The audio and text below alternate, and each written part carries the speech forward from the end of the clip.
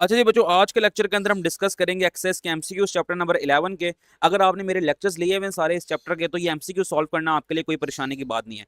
तो हम चलते हैं पहले एमसीक्यू की तरफ। कहता है which method of heat transfer का वो कौन सा ऐसा मेथड है रिक्वायर्ड डायरेक्ट कॉन्टैक्ट, जिसको पार्टिकल्स टू पार्टिकल्स आपस में डायरेक्ट कॉन्टैक्ट की जरूरत होती है। हम पढ़ के आ चुके हैं, जब पार्टिकल्स आपस में डायरेक्ट कॉन्टैक्ट में होंगे तो हमारे पास हीट ट्रांसफर करने का जो टाइप होती है, हीट ट्रांसफर करने का जो मेथड होता है, उसको हम बोलते हैं कंडक्शन। तो हम ऑप्शन नंबर सी कंडक्शन को सर्कल कर देते हैं। आगे चलते हैं। What causes convection current in liquid and gases, liquid और गैसेस के अंदर कन्वेक्शन करंट किस तरह बनता है। तो हमने पढ़ा था कि कन्वेक्शन के अंदर हमारे पास ये प्रोसेस होता है कि जब हम अपने फ्लूइड्स को, fluids means liquid and gases को हीट अप करें, तो वो हीटेड मॉलिक्यूल्स खुद अपवर्ड की तरफ मूव करते हैं, और जो ठंडे मॉलिक्यूल्स हैं वो नीचे की तरफ आते हैं, या फिर आप ये कहें नीचे की तरफ वो सिंक करते हैं। तो ऑप्शन नंबर बी हमारे पास है the rising of warm region, कि हमारे पास जो वार्म मॉलिक्यूल्स हैं उनका अपवर्ड मूव करना, and sinking of cooler region, और जो हमारे पास कूलर एंड के ऊपर मॉलिक्यूल्स हैं उनका नीचे की तरफ आना। ठीक है, सिंकिंग कहते हैं डूबने को, डूबना होता है हमेशा नीचे की तरफ आना। तो ये लेक्चर्स तो हमने बहुत ध्यान से लिए हैं, तो ये हमारे लिए कुछ भी नहीं है। तो हमारे पास 11.2 का आंसर हो जाएगा बी। अब हम चलते हैं 11.3 की तरफ। कहता है the natural phenomena caused by convection current, convection current की हमने एप्लीकेशंस पढ़ी थी। ठीक है, तो बहुत सारी हमने एप्लीकेशंस पढ़ी हैं। वहां पर हमने समंदरों में देखा था किस तरह होता है, ग्लाइडिंग में किस तरह कन्वेक्शन अपना रोल प्ले करती है, और इस तरह लैंड ब्रीज और सी ब्रीज किस तरह चलती है। तो लैंड ब्रीज और सी ब्रीज हमारे पास ऑप्शन नंबर बी है, तो यहाँ पर हम इसको सर्कल कर देते हैं, यानी कि ये हमारे पास करेक्ट आंसर है।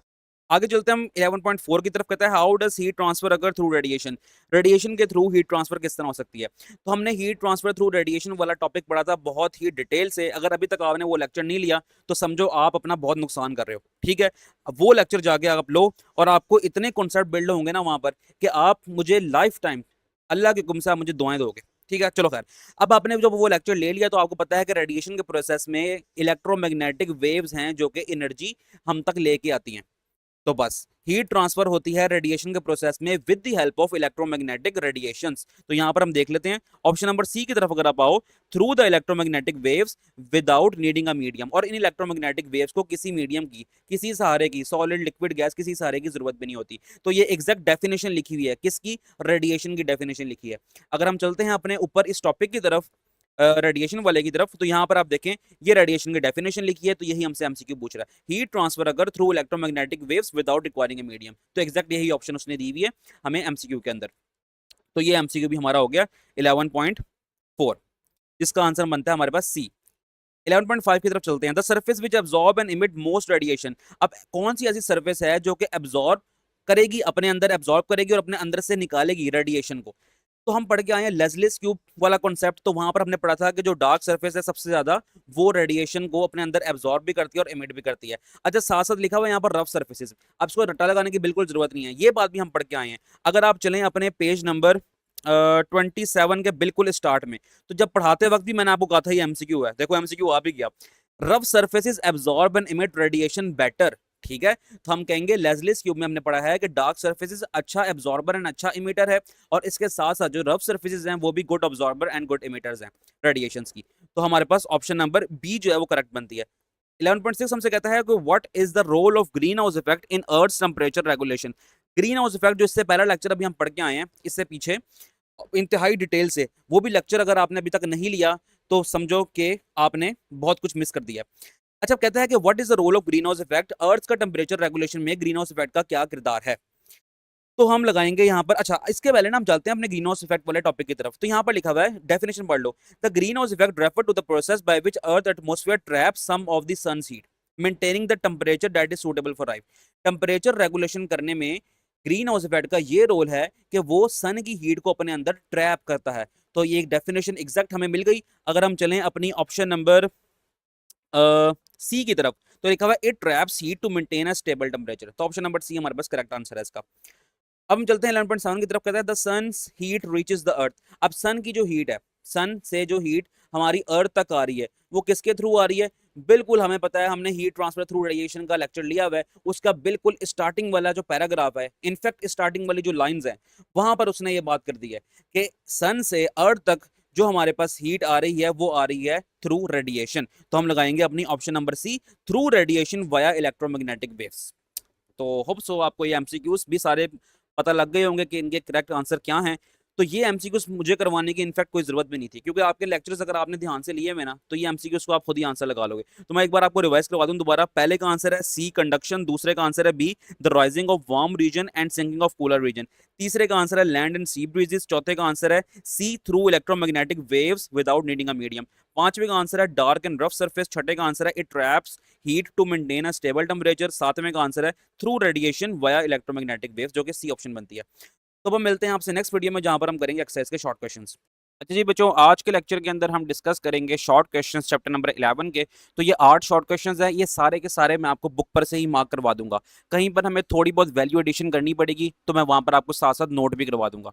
तो हम स्टार्ट करते हैं पहले शॉर्ट क्वेश्चन से। कहता है कि what are the 3 primary types of heat transfer. Heat transfer करने की प्राइमरी टाइप्स 3 कौन कौन सी हैं, उनको हम डिटेल से पढ़ के भी आ चुके हैं ना, कंडक्शन, कन्वेक्शन, रेडिएशन। तो जस्ट आपने इन तीनों के नाम लिख देने हैं। अच्छा, इसका अगर प्रॉपर आंसर अगर आप मुझसे पूछेंगे, तो मैं आपको बताऊंगा कि आप चलें अपने इंट्रोडक्शन वाले पैराग्राफ की तरफ, जहां पर ये चैप्टर स्टार्ट हो रहा है। ठीक है, ये पेज नंबर आपका बनता है G20।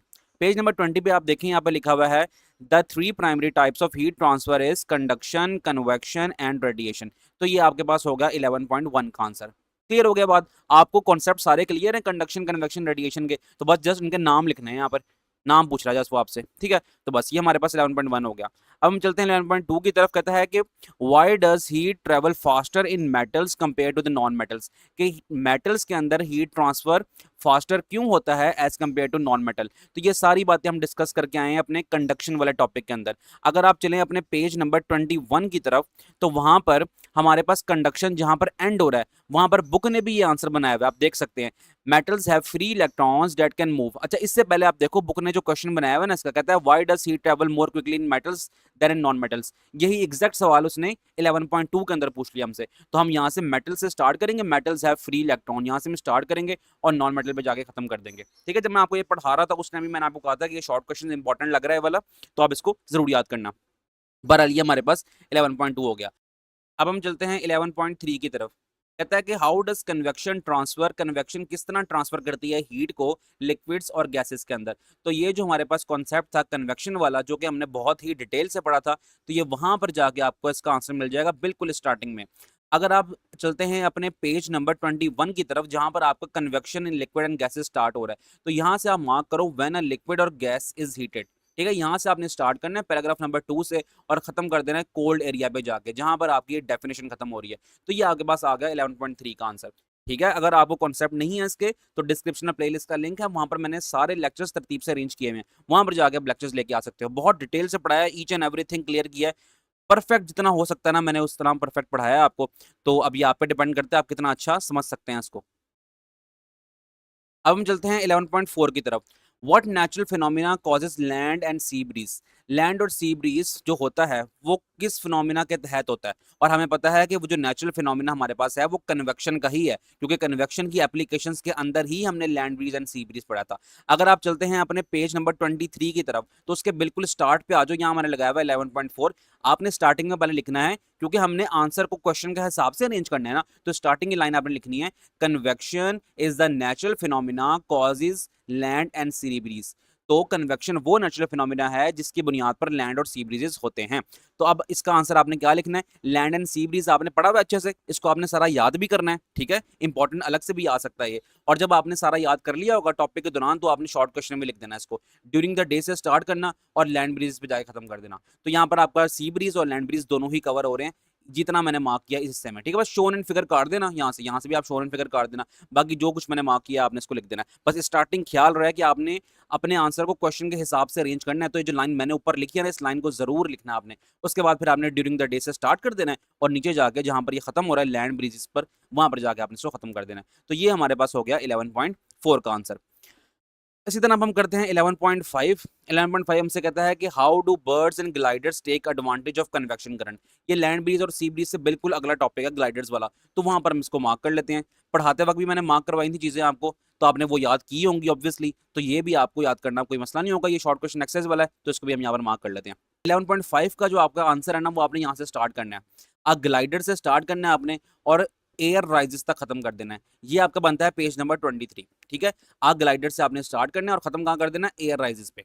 बस इसके अलावा और भी जो क्वेश्चंस बनते हैं ना वो लेक्चर के दौरान मैंने आपको क्वेश्चंस बनवाए हैं इसके अंदर से, तो जिस तरह भी क्वेश्चन आ रहा है ना तो आपने ये बातें लिख देनी है। क्लियर हो गया? अभी फिलहाल 11.5 का जो आंसर बन रहा है ना वो यही बन रहा है।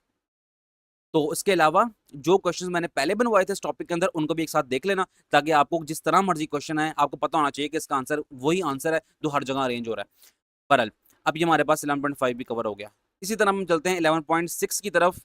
वो हमसे कहता है कि व्हाट इज रेडिएशन, रेडिएशन क्या चीज़ है। बहुत ही डिटेल से टॉपिक पढ़ के आए हैं, लेक्चर नहीं लिया तो अपना बहुत नुकसान कर रहे हो, जाके जरूर ये लेक्चर लेना। How does it transfer heat, radiation किस तरह हीट को ट्रांसफर करता है, सब बातें बताएं, बार बार पढ़ के आ चुके हैं। इलेक्ट्रोमैग्नेटिक वेव्स के थ्रू करता है, तो ये हम प्रॉपर बुक से मार्क भी कर लेते हैं। अगर आप चलते हैं अपने रेडिएशन वाले टॉपिक की तरफ, पेज नंबर 25 पे, पेज नंबर 25 पे आपने यहाँ पर रेडिएशन से स्टार्ट करना है, लिखना है रेडिएशन इज, ठीक है, रेडिएशन इज अ प्रोसेस, यहाँ से पूरा करना है और मीडियम पे जाके खत्म कर देना है, ठीक है।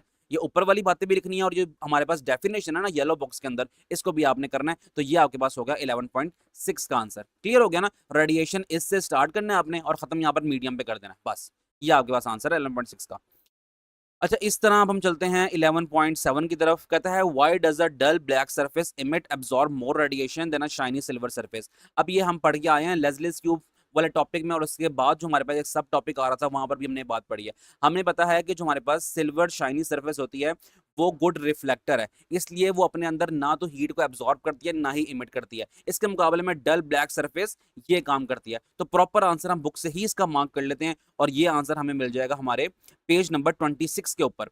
ये देखो मैंने लिखा हुआ है 11.7। यहाँ पर अगर आप आए डल एंड डार्क कलर से स्टार्ट करें और रेडिएशन एवे पे जाके खत्म कर दें, ठीक है। ये आपको बता रहा है कि डल एंड डार्क सर्फेसेस जो है ना वो गुड अब्जॉर्बर है, गुड इमीटर है, ठीक है। इसके मुकाबले में जो सिल्वर सर्फेस है वो गुड रिफ्लेक्टर है। जब वो लाइट को रिफ्लेक्ट कर देंगे तो ना तो उनके अंदर हीट एब्जॉर्ब हुई है, जब एब्जॉर्ब नहीं हुई तो इमिट कहाँ से करेंगे वो, ठीक है। तो ये प्रॉपर आंसर हमारा बनता है 11.7 का। अब हम चलते हैं आखिरी क्वेश्चन की तरफ। आखिरी क्वेश्चन हमसे कहता है कि how does green house effect help regulate earth temperature. ये ग्रीन हाउस इफेक्ट मैंने बहुत डिटेल से पढ़ाया हुआ है, अब जाके आप इसका लेक्चर ले लो तो कॉन्सेप्ट आपको क्लियर हो जाएगा। यहाँ पर मैंने प्रॉपर इसका आंसर भी लिख दिया। आपने क्या करना है, ये देखो 11.8 मैंने यहाँ लिखा हुआ है, परेशान नहीं होना, मैंने आंसर छोटा सा ही लिखा है। इसका प्रॉपर कॉन्सेप्ट, पूरे टॉपिक के जो कॉन्सेप्ट है ना उनको मैंने 2 से 3 लाइनों के अंदर समराइज कर दिया। ये आपको बहुत लंबी लाइनें लग रही हैं लेकिन ऐसा नहीं है, ये हर लाइन पे एक एक लफ्ज तो मैंने लिखा हुआ है। जब आप बुक पे लिखेंगे ना इसको या कॉपी पे लिखेंगे तो सिर्फ 2 लाइनें बनेंगी जस्ट, ठीक है। आपने क्या करना है, स्टार्टिंग यहाँ से करनी है। The green house effect refer to a process, ये जो हमारे पास डेफिनेशन है ना सूटेबल फॉर लाइफ, यहाँ तक लिख देना है। उसके बाद आपने लिखना है कि green house gases like carbon dioxide and water vapours allow shorter wavelength. अब शॉर्टर वेवलेंथ की रेडिएशन कौन सी है, UV and visible light, to enter the atmosphere but trap longer wavelength, trap कर लेती है लॉन्गर वेवलेंथ आईआर को by earth. अब अर्थ क्या करती है अपने अंदर, सन, आपको पता है कॉन्सेप्ट आपने समझा हुआ है कि सन 3 तरह की रेडिएशन जमीन पे फेंकती है, अल्ट्रावायलेट, विजिबल एंड इंफ्रारेड। तो हमारी जो अर्थ है वो क्या करती है, इनको एब्जॉर्ब करती है, यूवी और विजिबल को, जो जो कि हैं शॉर्टर वेवलेंथ रेडिएशंस। और इसके मुकाबले में जब रात के टाइम पे अर्थ ने हमारी रेडिएशंस को इमिट करना है, क्योंकि आप पढ़ के आ चुके हैं पहले कि हर तरह की बॉडी अपने अंदर रेडिएशंस को एब्जॉर्ब भी करती है और फिर अपने अंदर से निकालती भी है। तो निकालती कौन सी है, इंफ्रारेड रेडिएशन निकालती है। तो जब हमारी जमीन आईआर रेडिएशन जो कि लॉन्ग वेव रेडिएशंस हैं उनको अपने अंदर से इमिट करती है, तो हमारे पास मौजूद जो ग्रीन हाउस गैसेज हैं, carbon dioxide and water vapours, तो वो उनको ट्रैप कर लेता है। तो ये हमारे पास इसका आंसर है, this maintain warm atmosphere suitable for life, जिससे हमारे अर्थ का जो एटमॉस्फेयर है वो फिर वार्म रहता है। यहाँ पर अगर आप देख सकते हो ना ये डायग्राम, जब मैंने टॉपिक पढ़ाया था बड़ा डिटेल्स मैंने बातें पढ़ाई थी। अगर समझ आ गई है तो वेल एंड गुड, समझ नहीं आई है तो कोई मसले की बात नहीं, लेक्चर आगे ले लो, तो बहुत ही डिटेल्स मैंने आपको पढ़ाया। तो आपने स्टार्टिंग करनी है यहाँ से, ये 2 डेफिनेशन 2 लाइनें लिखनी है डेफिनेशंस की। उसके बाद जो मैंने यहाँ पर लिखा हुआ है ग्रीन हाउस गैसेस से स्टार्ट करके ये जो एंड तक मैंने लिखा हुआ है ये आपने सारा कुछ लिख देना, ठीक है। सारा कुछ नहीं है, आप कॉपी पे लिखेंगे ना, जस्ट 2 से 3 लाइनें बनेंगी, ज्यादा नहीं बनेंगी। तो होप सो आपको ये लेक्चर पसंद आया होगा। मिलते हैं आपसे नेक्स्ट वीडियो में जहां पर हम करेंगे कंस्ट्रक्टेड रिस्पांस क्वेश्चंस। अच्छा जी बच्चों, आज के लेक्चर के अंदर हम करेंगे constructed response question chapter number 11 के। आप साइट पर देख सकते हैं मैंने पेज नंबर्स भी मेंशन किए हैं, यानी कि इन स्पेसिफिक पेजेस के ऊपर हमें इन क्वेश्चंस के आंसर भी मिल जाएंगे। लेकिन साथ साथ हमें ये करना पड़ेगा कि कुछ वैल्यू एडिशन भी करनी पड़ेगी। इस क्वेश्चन के अकॉर्डिंग अपने आंसर को अरेंज करने के लिए कुछ अपने अल्फाज भी शामिल करने पड़ेंगे ताकि हम प्रॉपर आंसर मैनेज कर सकें। तो पहला क्वेश्चन हमसे कहता है during Leslie's cube experiment, Leslie's cube experiment के दौरान why does the dull black surface radiate more heat. अब आपको याद है कि लेस्लीज क्यूब एक्सपेरिमेंट के अंदर हमने 4 डिफरेंट सर्फेसेस ली थी, तो वो यही पूछ रहा है कि जो डल ब्लैक सर्फेस है उसने ज्यादा रेडिएशन अपने अंदर से क्यों निकाली as compare to the silver shiny one, even though they are all at the same temperature. हमें ये भी पता है कि वो जो जितनी भी सर्फेसेस थी ना वो सारी की सारी सेम टेम्परेचर पे थी, लेकिन फिर भी ब्लैक सर्फेस ने अपने अंदर से रेडिएशन ज्यादा निकाली। तो ऐसा क्यों है? अब हम चलते हैं पेज नंबर 26 की तरफ, यहाँ पर आप देख सकते हैं, तो वहां पर जाके प्रॉपर आंसर लिखते हैं इसका। पेज नंबर 26 पे अगर आप लेज़लेस क्यूब देखें तो यहाँ पर आप देख सकते हैं कि हम इसके अंदर हॉट वाटर डालते हैं, तो हॉट वाटर की वजह से ये जितनी भी सर्फेसेस हैं, ये 4 की 4 सर्फेसेस हैं, इन सबको सेम टेम्परेचर मिला है। इट मींस कि हॉट वाटर की वजह से जो टेम्परेचर इनका इंक्रीज हुआ है वो सबका इंक्रीज हुआ है, लेकिन रिजल्ट हमें ये शो हुआ है कि जिसने रेडिएशंस बाहर निकाली है ना सबसे ज्यादा, वो निकाली है डल ब्लैक सर्फेस ने। तो ऐसा क्यों हुआ है? तो हम यहाँ पर जाएंगे और प्रॉपर आंसर इस तरह लिखेंगे, यहाँ से देखें अगर आप, the emission of radiation not only depend upon temperature, कि रेडिएशंस का निकलना सिर्फ टेम्परेचर पर डिपेंड नहीं करता, क्योंकि आपने सारी सर्फेसिस का टेम्परेचर सेम कर दिया, क्योंकि आपने सबको गर्म पानी दिया, ठीक है, और गर्म पानी का टेम्परेचर एक जितना ही था, तो सबको वो गर्म पानी मिला है, लेकिन फिर भी रेडिएशंस जो बाहर निकली हैं वो डल ब्लैक सर्फेस ने ही ज्यादा निकाली हैं। तो हम यही लाइन प्रॉपर क्लियर करते हैं, the emission of radiation not only depend upon temperature but लिखने के बाद आपने यहां पर आना है इधर, the color and texture of a surface have a strong effect on how it reflects infrared radiation।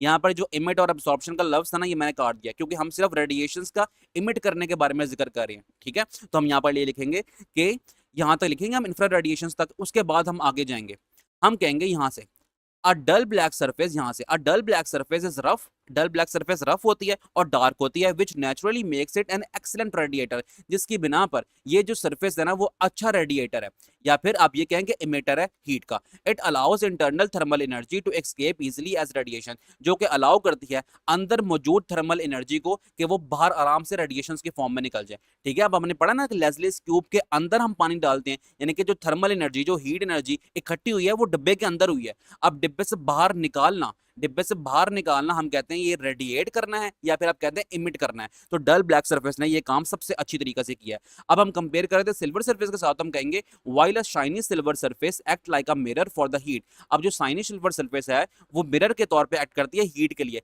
Instead of letting the energy outward, जिससे अब होता ये है कि जो कि एनर्जी बाहर निकालनी थी ना डिब्बे ने अपने अंदर से बाहर निकालनी थी, तो वो एनर्जी बाहर नहीं निकल पाई, बल्कि हुआ ये है कि शाइनी सिल्वर सरफेस ने उस हीट को रिफ्लेक्ट बैक कर दिया ताकि वो हीट उस डिब्बे के अंदर ही रहे। तो हम लिखेंगे it reflects most of the energy back inside the object. बस अब आप यहाँ पर इस डायग्राम को अगर देख लेना ये कॉन्सेप्ट क्लियर हो जाएगा। देखो हमने यहाँ पर हॉट वाटर डाला है, ठीक है, तो हॉट वाटर की बिना पर ये जो डल ब्लैक सरफेस है ना ये गर्म हुई, बाकी जितनी भी सरफेस थी वो भी गर्म हुई, लेकिन डल ब्लैक सरफेस ने अपने अंदर से हीट ज्यादा बाहर निकाल दी क्योंकि वो डार्क है और वो रफ है। इसके मुकाबले में अगर हम बात करें शाइनी सिल्वर सरफेस की, तो उसने बाहर एनर्जी को निकालना तो था, इमिट तो करना था, लेकिन उसने ऐसा नहीं किया, बल्कि हुआ ये कि उसने एज अ मिरर एक्ट किया। मिरर एक्ट करने का मतलब है कि जब हीट उस सरफेस इस सरफेस के ऊपर पड़ी ना, तो इसने बाहर निकालने की बजाय उस हीट को रिफ्लेक्ट बैक कर दिया अंदर की ही तरफ, इसलिए वो एनर्जी बाहर निकली ही नहीं। तो इसका आंसर हमने प्रॉपर इस तरह अरेंज कर दिया। तो होप सो आज जो मैंने लिखा है आपको समझ आ गया होगा, आप इसको नोट भी कर सकते हैं।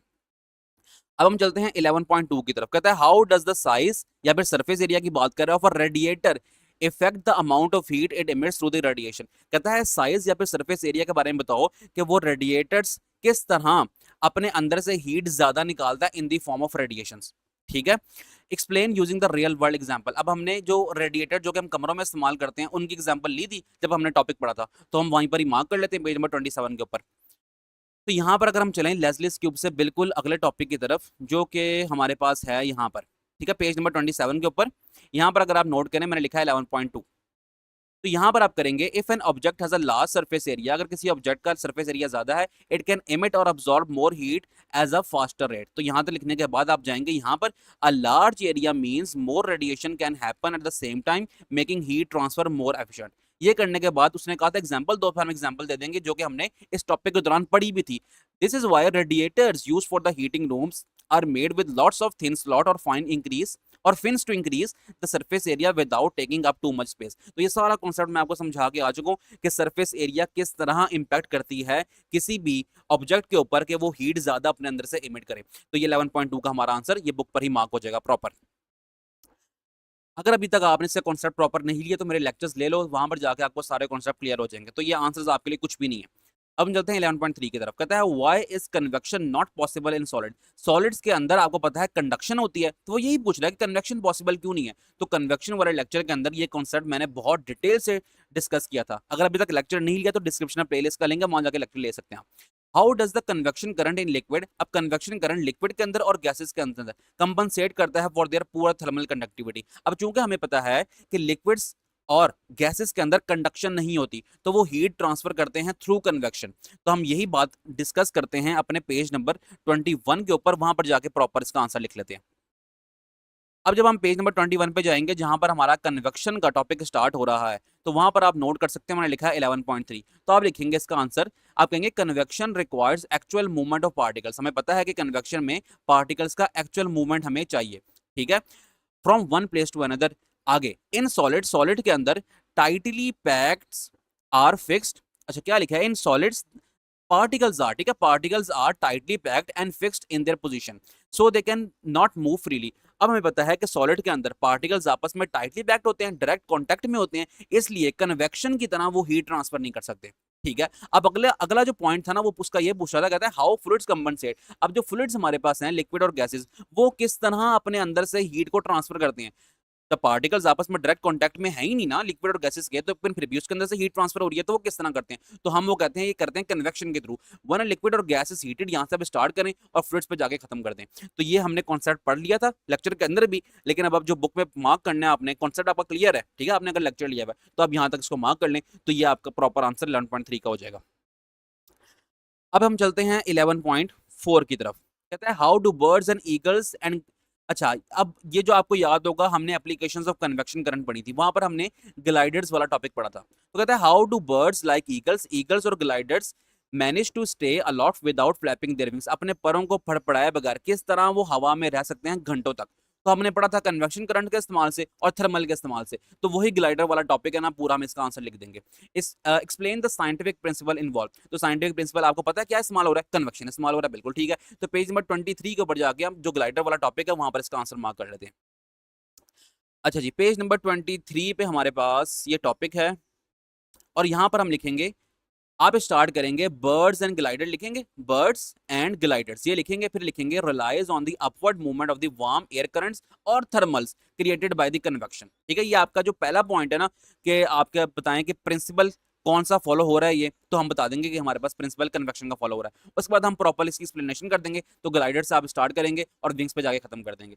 तो आपको याद होगा हमने एक शॉर्ट क्वेश्चन पढ़ा था इससे पिछले लेक्चर के अंदर, तो वहां पर भी इसके बारे में जिक्र था, तो हमने तकरीबन जो मार्क किया था वो इसी टॉपिक के अंदर से मार्क किया था। इसके अलावा ब्रेन टीजर था इसी टॉपिक के बाद, तो अगर आप यहाँ पर देख सकें ब्रेन टीजर यहाँ पर, तो ये भी हमने ग्लाइडर के अंदर से ही मार्क किया था। इसके अलावा अब ये कंस्ट्रक्टेड रिस्पॉन्स क्वेश्चन भी यहाँ पर आ गया। तो इट मीन्स कि ये जो ग्लाइडिंग वाला आपका टॉपिक है ना, ये बहुत इंपॉर्टेंट है, तो आपने इसको पूरा याद कर लेना है। तो जितना भी जिस तरह भी शॉर्ट क्वेश्चन इसके अंदर से आ जाएंगे ना, एक ब्रेन टीजर आ रहा है, एक शॉर्ट क्वेश्चन आ रहा है, कंस्ट्रक्टेड रिस्पॉन्स आ रहा है, तो जो मर्जी आ जाए आप सारा कुछ इसमें से ये लिख दो, तो आपको पूरे नंबर मिल जाएंगे।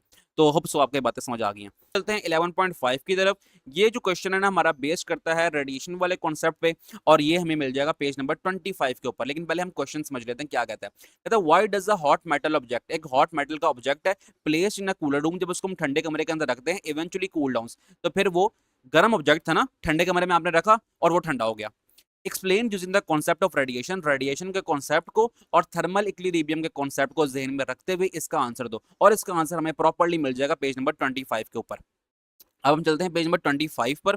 तो यहाँ पर अगर आप देखें, यहाँ पर हमें एक क्वेश्चन बुक ने खुद बनाया हुआ है कि वाई ऑब्जेक्ट कूल और वार्म ओवर अ टाइम, ठीक है, आप देख रहे हो ना। तो यहाँ पर आपने लिखना है इसको, all objects in a room, her object जो कि कमरे में है, including the wall ceiling floor, radiate heat while simultaneously absorbing it, ठीक है। ये कॉन्सेप्ट हम लेके आ चुके हैं लेक्चर के दौरान, ज्यादा इसमें टाइम लगाने की हमें जरूरत नहीं है, जस्ट हमने इसका आंसर मार्क करना है। अब आपने लिखना है if a temperature of a hot metal object, क्योंकि हमें स्पेसिफाई कर दिया गया था क्वेश्चन के अंदर, आप हॉट मेटल ऑब्जेक्ट के बारे में ही बताओ, तो इसलिए यहाँ पर आपने हॉट मेटल जरूर लिखना है, ठीक है।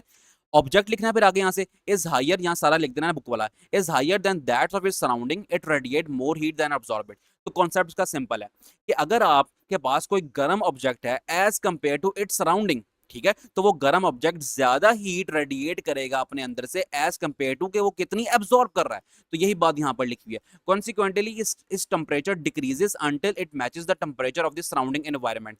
अब उसने कहा था ना कि आपने रेडिएशन के कॉन्सेप्ट को, तो रेडिएशन का कॉन्सेप्ट हमने यहाँ पर क्लियर कर दिया, और थर्मल इक्विलिब्रियम के कॉन्सेप्ट को क्लियर करते हैं। बताओ, तो ये हम ये बताएंगे इसको कि ये प्रोसेस उस वक्त तक होता रहेगा जब तक हमारे जो ऑब्जेक्ट है और उसकी जो सराउंडिंग है उसका टेम्परेचर बराबर ना हो जाए। तो हम यहाँ पर एनवायरमेंट तक लिख देंगे, उसके बाद लिखेंगे this is known as thermal equilibrium. तो ये हमारे पास प्रोसेस था थर्मल इक्विलिब्रियम का।